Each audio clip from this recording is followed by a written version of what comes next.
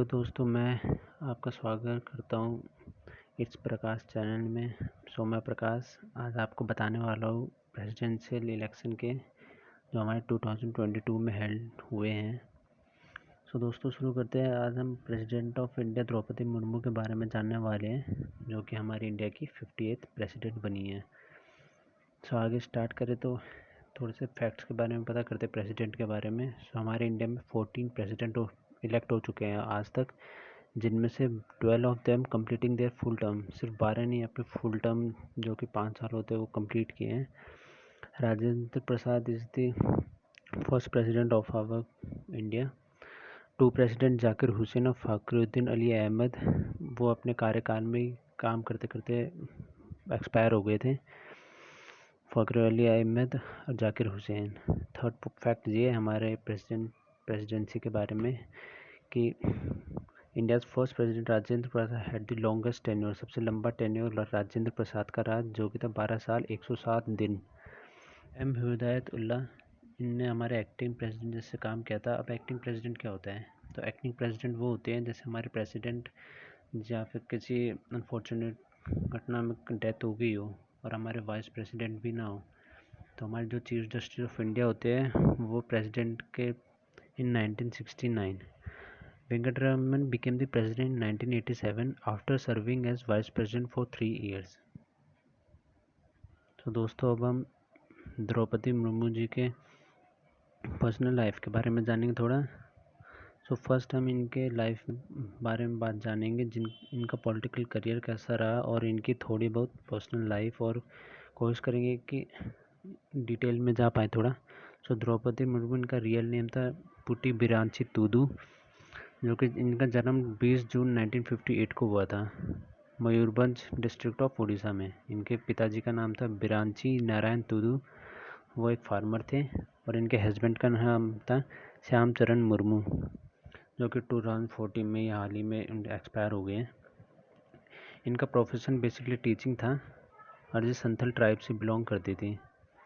इनके education qualification के बारे में बात करें तो इनने आर्ट्स से ग्रेजुएशन कर रखी है from Rama Devi university of Orissa. अब हम इनके पॉलिटिकल करियर के बारे में बात करेंगे।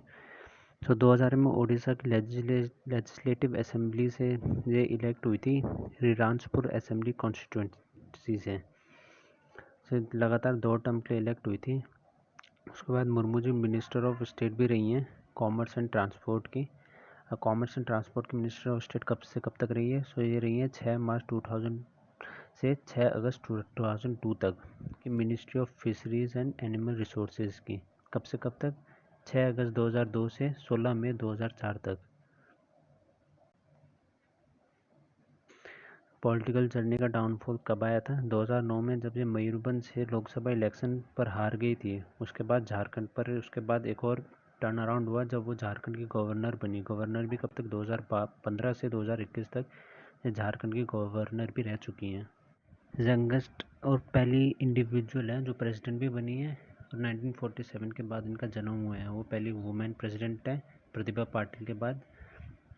और जो प्रेसिडेंट इलेक्शन में इनके सामने ऑल इंडिया तृणमूल कांग्रेस के जसवंत सिन्हा खड़े हुए थे, जो कि बेसिकली इनका होम स्टेट बिहार है।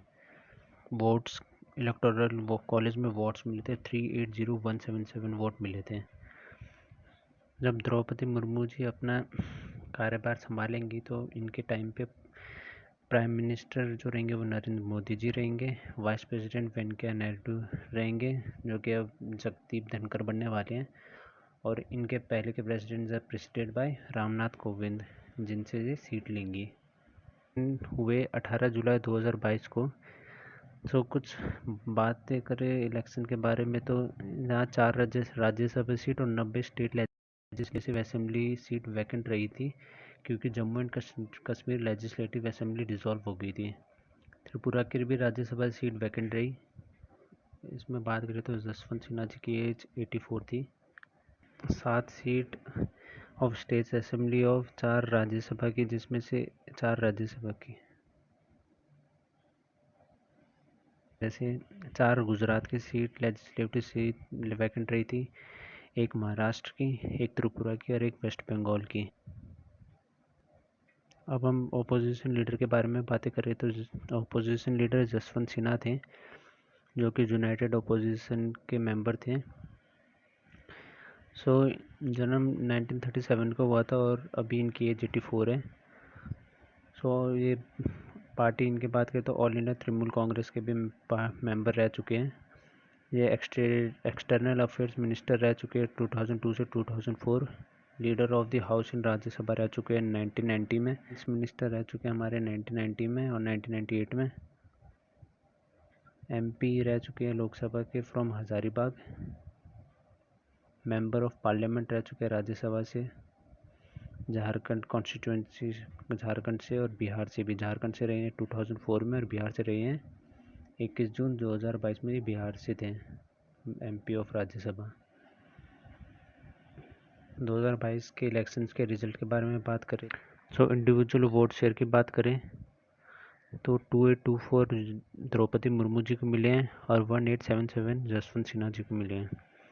इलेक्टोरल कॉलेज वोट्स की बात करें तो 676,803 मिले हमारे द्रौपदी मुर्मू जी को और जसवंत सिन्हा को मिले सिर्फ 380,177।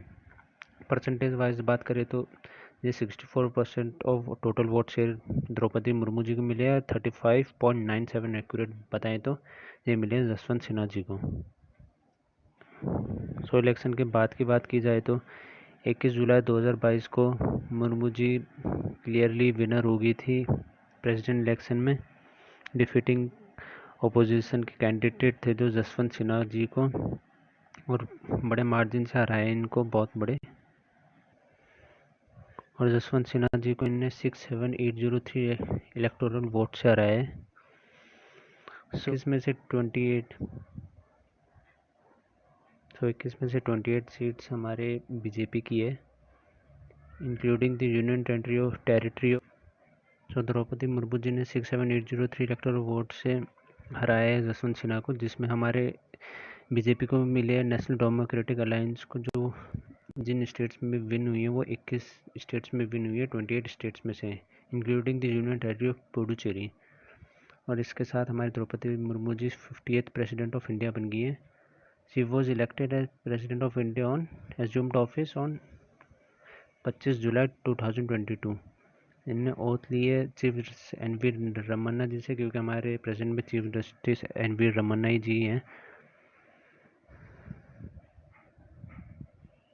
Murmu is the only second woman president after Pratibha Patil to serve as the President of India। तो दोस्तों थैंक यू। होप सो आपको जो मैंने प्रेसिडेंट इलेक्शन के बारे में डिटेल्ड इन्फॉर्मेशन बताई है आपको पसंद आई होगी। सो अब मिलते हैं अगली वीडियो में। Bye bye.